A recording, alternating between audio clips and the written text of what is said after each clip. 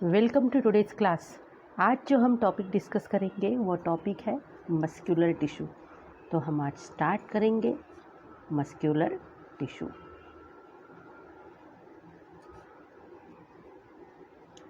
Muscular tissue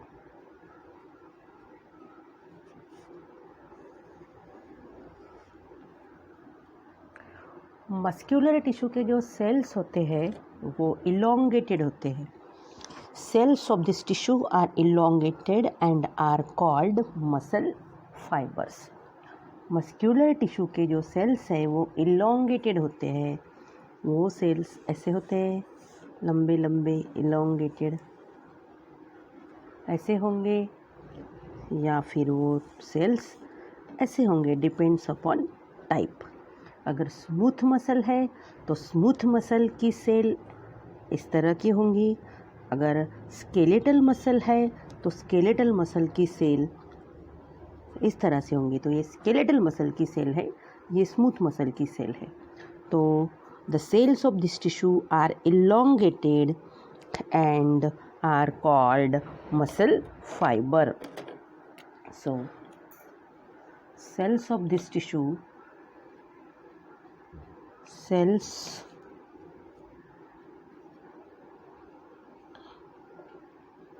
of muscular tissue, cells of muscular tissue are elongated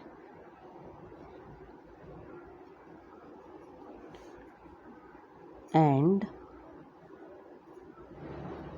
are called muscle fiber and are called muscle fiber, muscle fibers.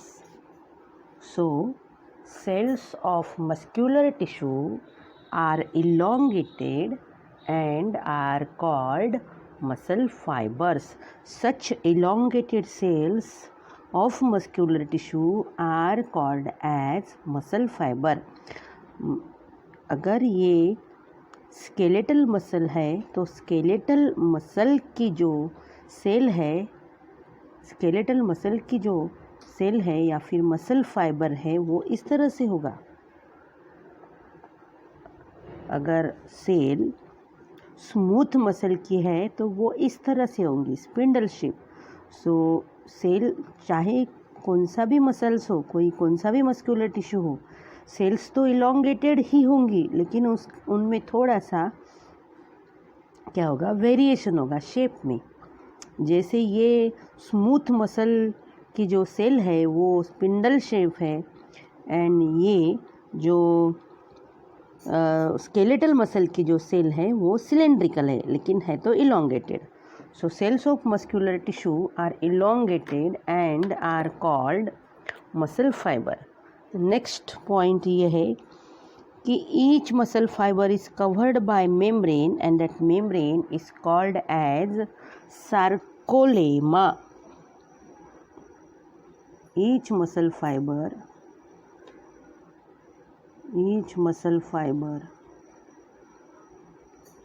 is covered by membrane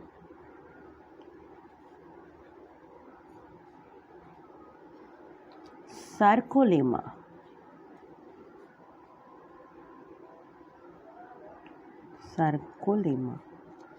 तो ये जो muscle fibre है, muscle fibre जैसे कोई भी cell है तो cell पर कोई भी cell, every cell is covered by cell membrane that is called as plasma membrane. तो मसल फाइबर भी जो है, मसल सेल भी जो है वो इस तरह से प्लाज्मा मेम्ब्रेन से कवर होंगी। और ये जो प्लाज्मा मेम्ब्रेन है, ये सेल का मेम्ब्रेन है, that membrane is called as sarcolemma. इस मेम्ब्रेन को ही मसल सेल का जो मेम्ब्रेन है, मसल सेल के मेम्ब्रेन को सार्कोलेमा बोला जाता है। तो हम यहाँ पर लेबल कर देंगे, so this is called as sarcolemma. So this is called as sarcolemma. So this is called as sarcolemma. Then cytoplasm of muscle fiber is called sarcoplasm. Muscle fibre में जो साइटोप्लाज्म है, साइटोप्लाज्म जो है muscle fibre में, cytoplasm of muscle fibre, cytoplasm of muscle fiber is called sarcoplasm. That is called as sarcoplasm. तो muscle fibre में जो cytoplasm होगा, ये साइटोप्लाज्म यहाँ पर मैं दिखा रही हूँ. This is cytoplasm of muscle fibre and cytoplasm of muscle fibre is called as, देखिए ये साइटोप्लाज्म है, सेल के अंदर साइटोप्लाज्म होता है. तो मसल फाइबर जो है वो मस्क्यूलर टिश्यू की सेल है, तो उसके अंदर जो साइटोप्लाज्म है, that cytoplasm is called as, this is called as sarcoplasm. It is called as sarcoplasm. Large number of contractile fibrils are present in the sarcoplasm and that contractile fibrils are called as myofibrils. Large number of contractile fibrils are present in the sarcoplasm of muscle fibers and this is called as myofibrils. So large number of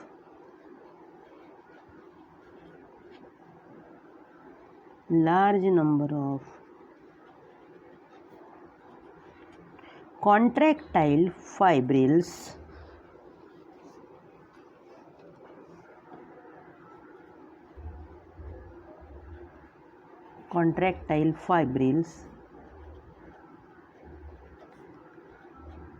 are present in sarcoplasm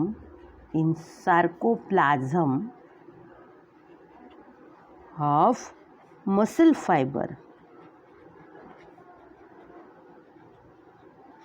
called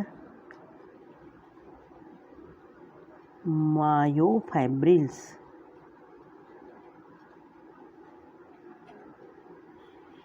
cytoplasm में contractile fibrils होते हैं, contractile fibres होते हैं. That contractile fibrils are called as myofibrils. So these are contractile fibrils जो मैं pink colour से draw कर रही. ये जो कॉन्ट्रैक्टाइल फाइब्रिल्स है, this contractile fibrils are called as myofibrils. तो इसे हम लेबल कर देंगे. सार्कोलेमा हमने एक सेल स्मूथ मसल की ड्रॉ की है और एक सेल स्केलेटल मसल की ड्रॉ की है. स्मूथ मसल की सेल ये वाली है जो स्पिंडल शेप है और जो सिलेंड्रिकल दिख रही वो है स्केलेटल मसल की cell.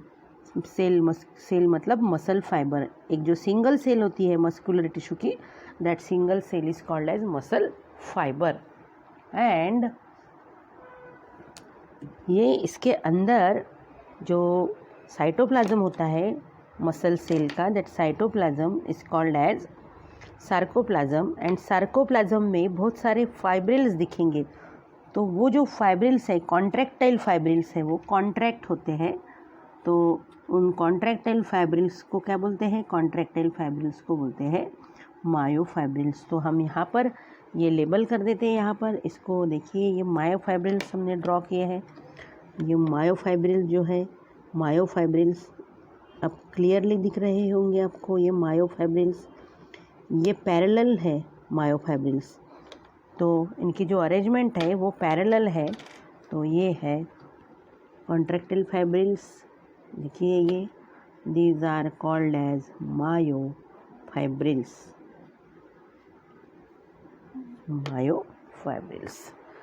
Then one or many nuclei are present in muscle cell. One or many nuclei are present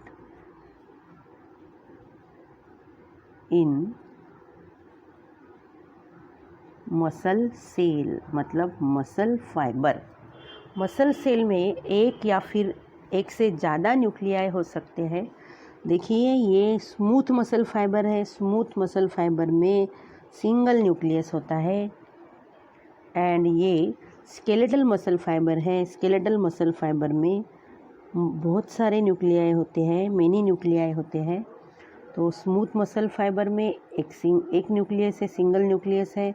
and ये जो स्केलेटल मसल फाइबर है इसमें एक से ज़्यादा न्यूक्लियाई है। तो एक न्यूक्लियस हो सकता है या फिर एक से ज़्यादा न्यूक्लियाई हो सकते हैं। वन और many nuclei are present in the muscle cell, that is depending upon type. A number of nuclei are depending on type, depending on type. ये पॉइंट अभी मैंने क्लियर कर दिया कि न्यूक्लियस की जो संख्या है, न्यूक्लियस के जो नंबर है वो मसल सेल के टाइप पे डिपेंड करेंगे। जैसे कि ये स्मूथ मसल सेल है तो इसमें एक ही न्यूक्लियस होता है, एक सेल में एक न्यूक्लियस होता है। ये स्केलेटल मसल फाइबर है, स्केलेटल मसल की सेल है जिसमें एक से ज़्यादा न्यूक्लियाई होते हैं। तो न्यूक्लियस के जो नंबर है that is depending on type. ये पॉइंट इम्पॉर्टेंट है। नेक्स्ट पॉइंट, इसमें ये जो मायोफाइब्रिल्स है, myofibrils are made up of proteins actin and myosin. Myofibrils proteins से बने होते हैं, that proteins are actin and myosin. Myofibrils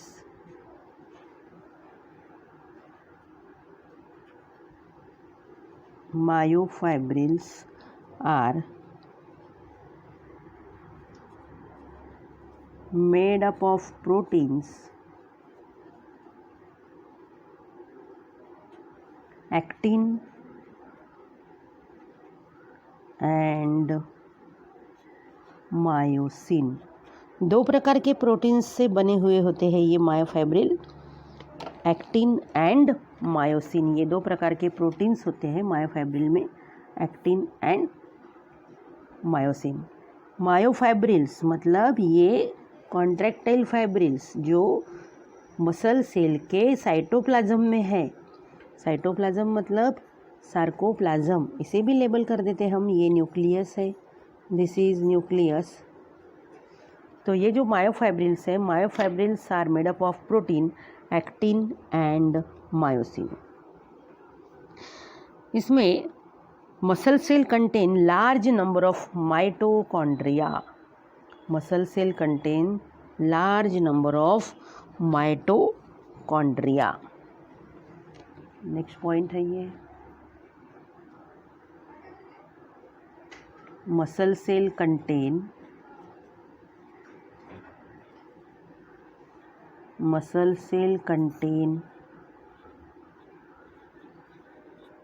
large number of mitochondria. Muscle cell में मसल सेल का जो साइटोप्लाज्म है उसमें माइटोकॉन्ड्रिया बहुत ज़्यादा संख्या में होते हैं, क्योंकि मसल सेल का जो फंक्शन है वो है मूवमेंट। मसल सेल कॉन्ट्रैक्ट होती है और रिलैक्स होती है। तो मसल सेल को कॉन्ट्रैक्ट एंड रिलैक्स होने के लिए एनर्जी लगेंगी। एंड एनर्जी कौन प्रोवाइड करता है? माइटोकॉन्ड्रिया। माइटोकॉन्ड्रिया को क्या बोलते हैं हम? Powerhouse of the cell, क्योंकि माइटोकॉन्ड्रिया में ही ऑक्सीडेशन होता है ग्लूकोज का। माइटोकॉन्ड्रिया में ग्लूकोज का जब ऑक्सीडेशन होता है तो एनर्जी प्रोड्यूस होती है, that is in the form of ATP. जो एनर्जी है एडिनोसिन ट्राइफॉस्फेट, वो माइटोकॉन्ड्रिया में स्टोर होती है। और माइटोकॉन्ड्रिया सेल को जैसे जैसे ज़रूरत पड़ती है माइटोकॉन्ड्रिया सेल को एनर्जी सप्लाई करता है। तो माइटोकॉन्ड्रिया के पास एनर्जी है, तो mitochondria is called as powerhouse of the cell. तो ऐसे माइटोकॉन्ड्रिया मसल सेल में बहुत ज़्यादा होंगे। Muscle cell contain large number of mitochondria, क्योंकि मसल सेल को एनर्जी की ज़रूरत बहुत ज़्यादा पड़ेगी क्योंकि मसल सेल का काम है कॉन्ट्रैक्शन एंड रिलैक्सेशन। जब मसल कॉन्ट्रैक्ट एंड रिलैक्स होगी तभी तो हमारी मूवमेंट होगी, तभी हमारे बॉडी पार्ट्स की मूवमेंट होगी, तभी हमारी जॉइंट्स की मूवमेंट होगी, बोन्स की मूवमेंट होगी। तो इसलिए मूवमेंट के लिए एनर्जी लगेगी, एनर्जी के लिए माइटोकॉन्ड्रिया लगेंगे, तो इसे बहुत ज़्यादा माइटोकॉन्ड्रिया मसल सेल में होते हैं और मसल सेल में ऑक्सीडेशन भी बहुत होता है फूड का, ग्लूकोज का। नेक्स्ट पॉइंट ये हो गया, next point muscle fibre contract and decrease in length on stimulation. यहाँ ले लेते हैं हम next point, muscle fibre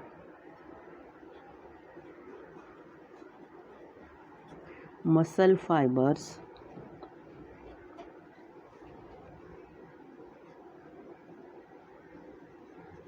contract होते हैं, कॉन्ट्रैक्ट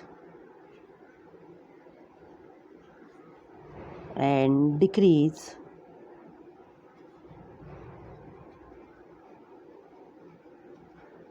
इन लेंथ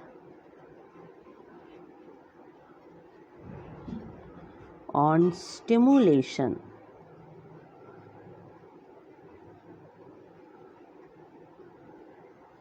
जब मसल फाइबर कॉन्ट्रैक्ट होते हैं तो उनकी जो लेंथ है वो डिक्रीज़ होती है। जब भी मसल फाइबर स्टिमुलेट होंगे तो स्टिमुलेट होने के बाद मसल फाइबर कॉन्ट्रैक्ट होंगे और कॉन्ट्रैक्ट होने के बाद मसल फाइबर की जो लेंथ है वो लेंथ कम होती है, छोटा हो जाता है मसल फाइबर। तो इसीलिए ये जो मस्कुलर टिश्यू है, मस्कुलर टिश्यू को कॉन्ट्रैक्टाइल टिश्यू बोलते हैं। Hence, muscular tissue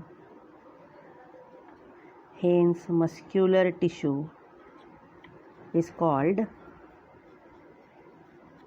contractile tissue. It is called as contractile tissue. Contract होता है, hence it is called as contractile tissue. Contract होने वाला contractile tissue. ये पॉइंट हम डायग्राम से स्टडी करेंगे। जैसे मसल फाइबर है, देखिए ये हमारा बोन है, ये अपर आर्म का बोन है, ह्यूमरस ये बोन है अपर आर्म का, और ये लोअर आर्म के बोन है, रेडियस एंड अल्ना। ये एक बोन हो गया रेडियस एंड ये दूसरा बोन हो गया अल्ना। इस तरह से यहाँ पर मसल होती है बाइसेप एंड ट्राइसेप मसल्स। देखिए एक मसल मैंने यहाँ पर ड्रॉ की, ये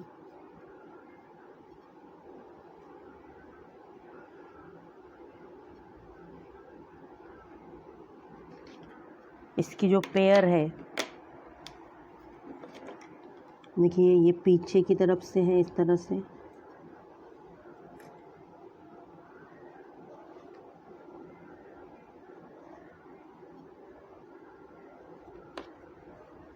तो यहाँ पर क्या हो गया कि ये जो हैंड है, हैंड की बेंडिंग मूवमेंट है, ये हैंड की बेंडिंग मूवमेंट है। जब हमारा आर्म बेंड हो रहा है तो ये जो मसल है, ये मसल क्या हो गई, कॉन्ट्रैक्ट हो गई। और जब ये मसल कॉन्ट्रैक्ट हो गई तो देखिए इसकी जो लेंथ है, ये लेंथ डिक्रीज़ होती है, लेकिन इसका जो लेंथ डिक्रीज़ हो गई, लेकिन इसका जो डायमीटर है, ये डायमीटर इंक्रीज़ हो रहा। ये देखिए इसकी लेंथ डिक्रीज़ हो गई, लेकिन इसका जो डायमीटर है वो डायमीटर क्या हो गया, इंक्रीज़ हो गया। लेंथ डिक्रीज़ हो गई, डायमीटर इंक्रीज़ हो गया। ये कॉन्ट्रैक्ट, ये मसल्स क्या है, यहाँ लिख दिया मैंने सी फॉर ये कॉन्ट्रैक्ट है। लेकिन ये जो मसल है, ये वाली ये मसल जब बेंडिंग मूवमेंट हो रही है तो ये मसल रिलैक्स है।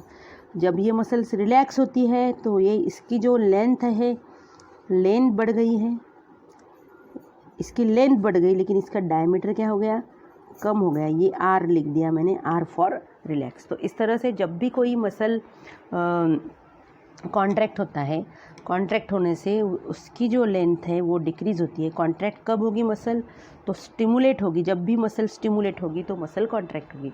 मसल स्टिमुलेट कब होगी? जब भी मोटर नर्व जो रहती है, मोटर नर्व मतलब जो नर्व हमारे सेंट्रल नर्वस सिस्टम से इम्पल्सेस बॉडी की तरफ कंडक्ट करती है, ऐसे नर्व्स को मोटर नर्व्स बोला जाता है। तो मोटर नर्व्स के जो एंड्स है, मोटर नर्व्स के एंड्स पे होते हैं मसल्स एंड ग्लैंड्स। तो मसल्स को जो इम्पल्स आती है तो वो आती है सेंट्रल नर्वस सिस्टम से, मतलब ब्रेन से और स्पाइनल कॉर्ड से। तो जब भी इम्पल्स आएगी मसल को तो मसल कॉन्ट्रैक्ट होगी, स्टिमुलेट होगी, कॉन्ट्रैक्ट होगी। कॉन्ट्रैक्ट होने से मसल की लेंथ डिक्रीज़ होगी एंड मसल, ये मस्कुलर टिश्यू कॉन्ट्रैक्टाइल टिश्यू है क्योंकि वो कॉन्ट्रैक्ट होता है। नेक्स्ट पॉइंट है इट इज़ वेस्क्यूलर टिश्यू। ये लास्ट पॉइंट है, it is vascular tissue. It is vascular. Vascular tissue means it is supplied with blood vessel.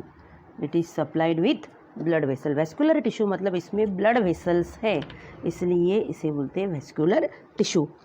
And ये जो it is a vascular tissue and is innervated by nerves too. And innervated